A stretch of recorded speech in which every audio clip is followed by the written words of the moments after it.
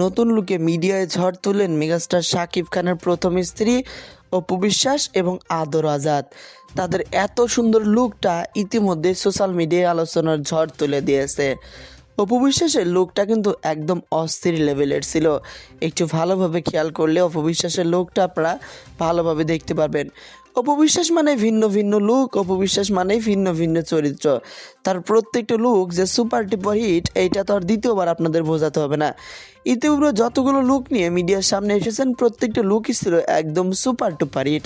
তো অপু বিশ্বাসের এই লুকটা নিয়ে ইতিমধ্যে সোশ্যাল মিডিয়ায় আলোচনার একদম টর্নেডো ঝড় হয়ে যাচ্ছে।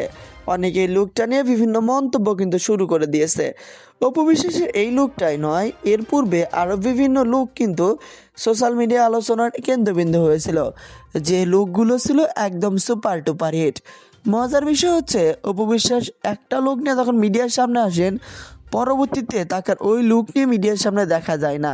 তিনি চেষ্টা করেন নতুন নতুন লুকে মিডিয়ার সামনে আসার জন্য, নতুন নতুন লুকে সিনেমায় অভিনয় করার জন্য এবং নতুন নতুন লুকে নিজেকে প্রেজেন্টেশন করার জন্য।